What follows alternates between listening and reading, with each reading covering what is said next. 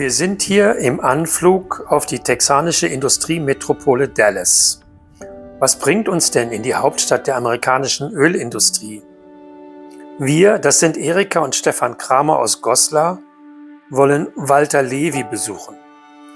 Der rüstige 100-Jährige hat unsere Heimatstadt Goslar noch vor seiner Flucht vor dem Nationalsozialismus 1938 erlebt.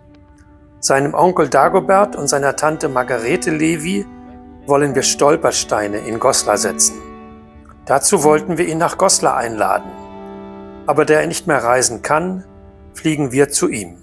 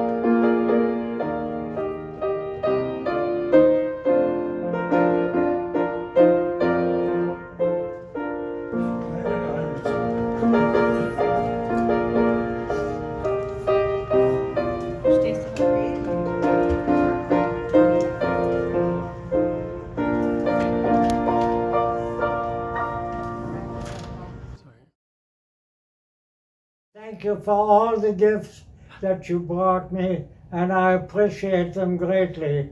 They bring back memories. I live at the Forum, a retirement facility in Dallas, Texas.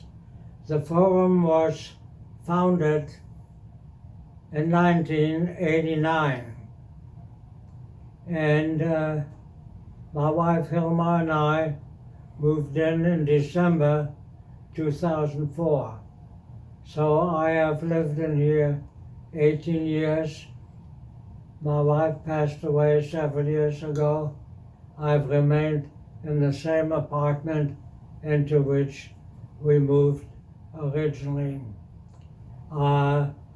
This place is not perfect, nothing is, but it is comfortable, pleasant, the food is good, and I enjoy living here. I am also close to where I want to be, like my children. My two daughters here, our synagogue, also the Dallas Jewish Community Center, and very importantly, Presbyterian Hospital, where I take my medical business, where most of our physicians practice medicine, and the hospital.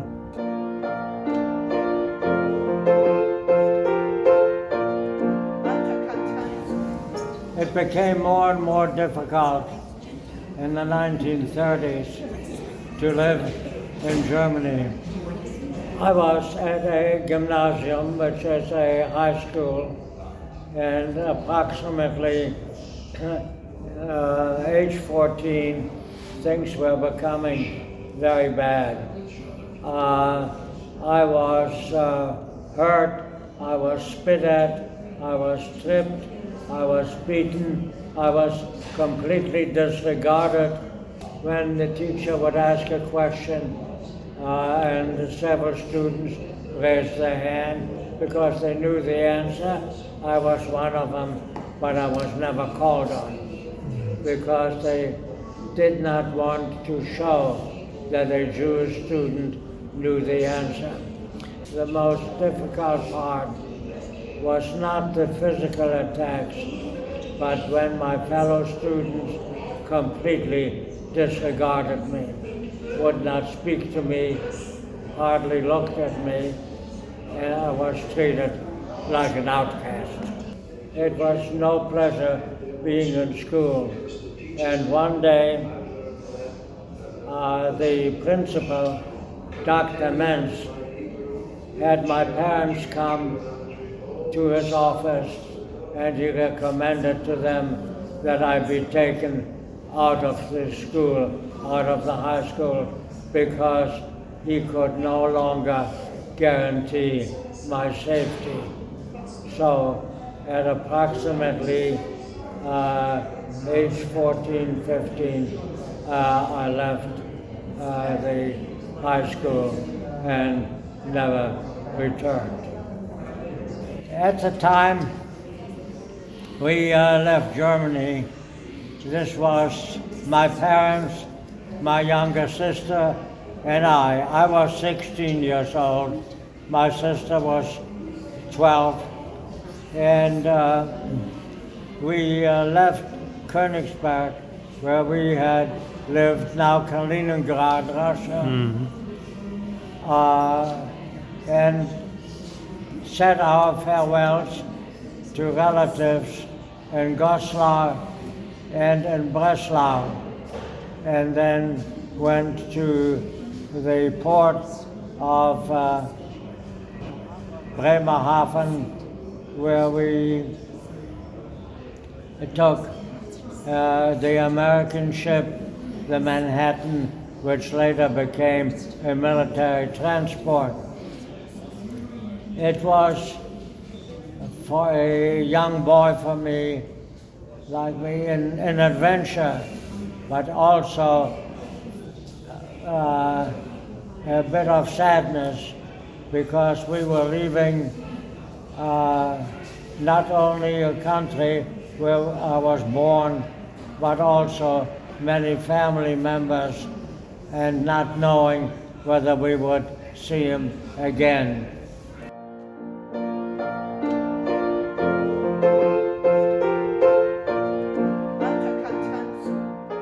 We observed July 4th on the ship and celebrated American Independence Day, which of course was a real eye-opener for us, which we enjoyed. And when we landed, I got to New York, and from the ship we saw the Statue of Liberty. This was really something very, very emotional. We finally felt that we were free and that we were coming home. And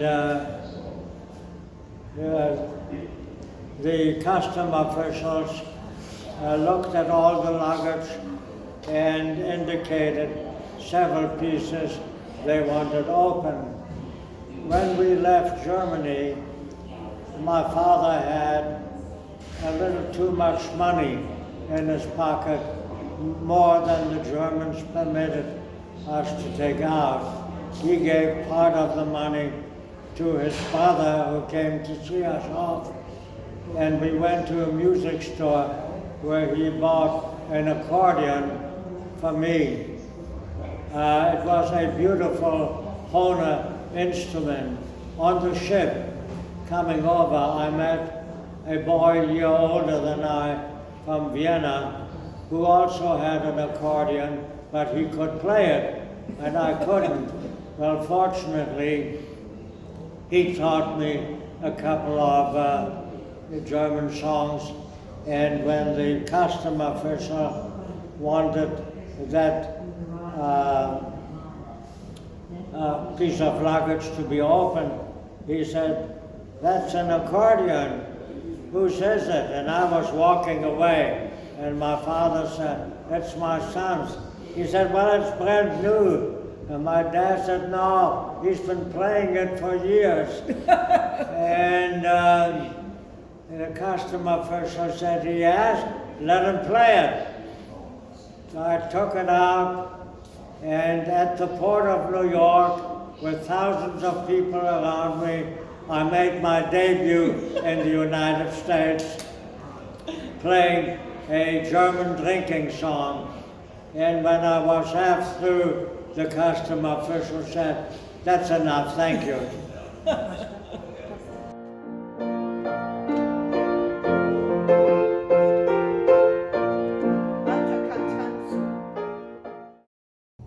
Coming to America, I had no desire to go back to school, but I couldn't resist the pressures from all the friends and relatives in Fort Smith.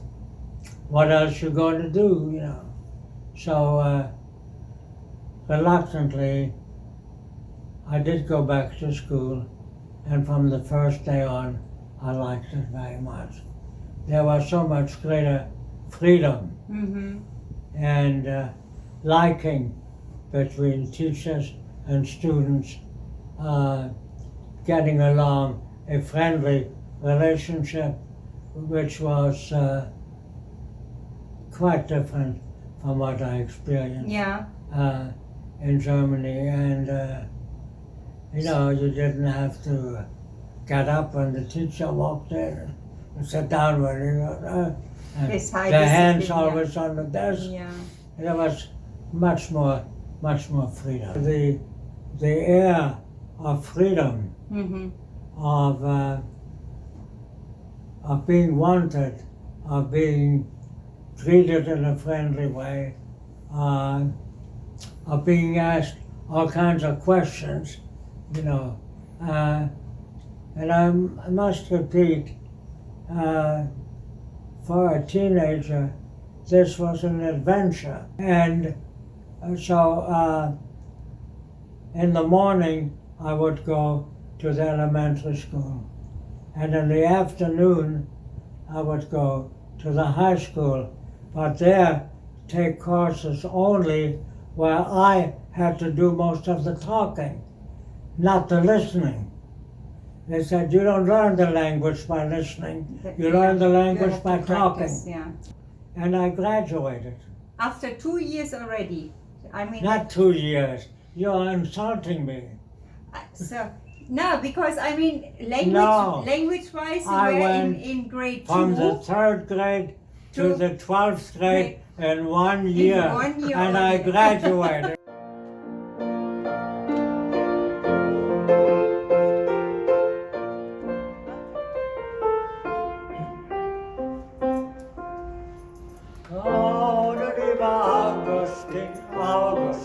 Augustin, oh du lieber Augustin, alles ist weg.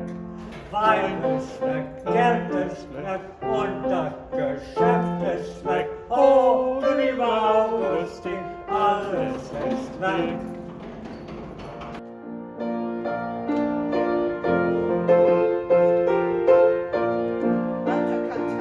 In my professional life, as a social worker, I did fundraising, social planning, leadership development, budgeting. So you call this community development as a specialty. I changed later and developed a private practice and consultation and in direct social work with the elderly, with widowed persons and psychosocial problems of widowhood. Did I experience anti-Semitism in Dallas? Yes. Yes. Not really personally. I never felt discriminated against or attacked because I'm Jewish. But it has, I'm glad to say that it has not been a major consideration or major happening. But there have been incidents, and right now we see more of it in the United States, including in Dallas, unfortunately.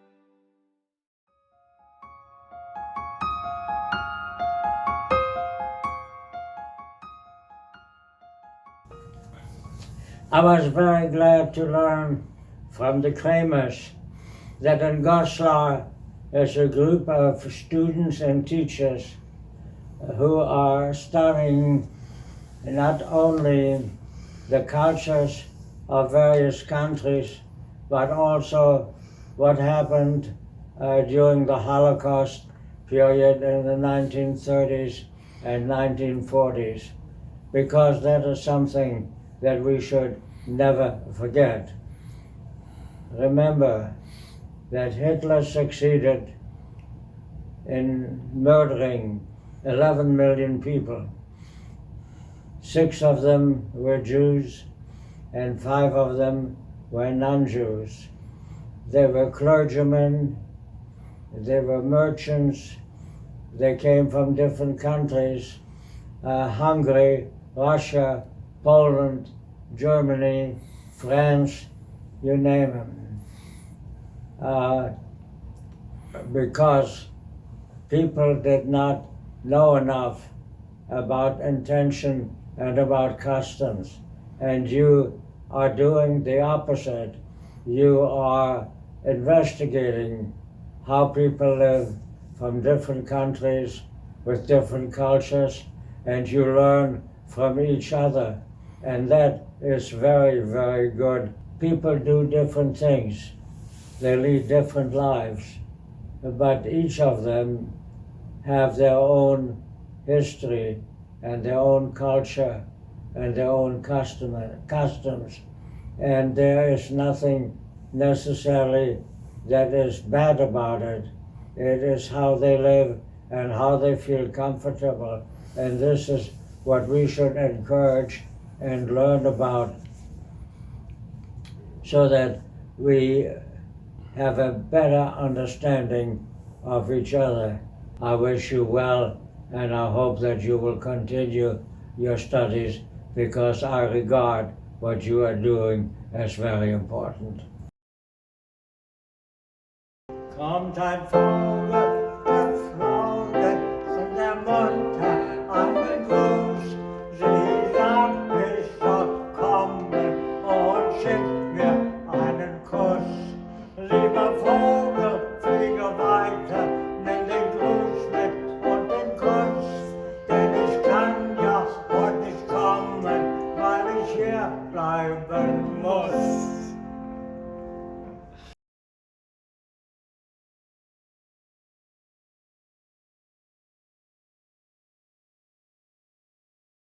Ich wünsche euch alles Gutes und ihr sollt lernen, was wir in der Geschichte durchgemacht haben. Es ist sehr gut, dass ihr das macht, und ich wünsche euch alles Gute.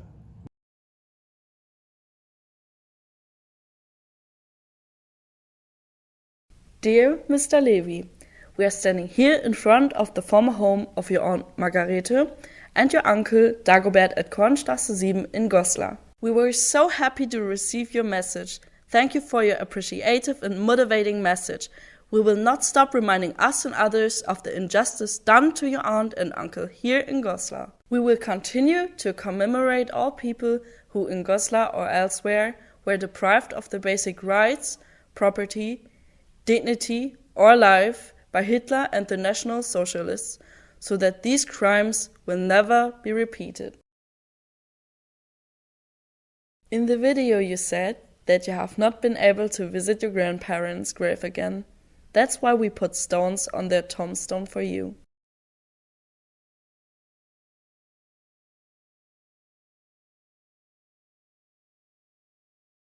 We wish you the best, Mr. Levy. The students of the Art of Grimme School in Goslar say thank you.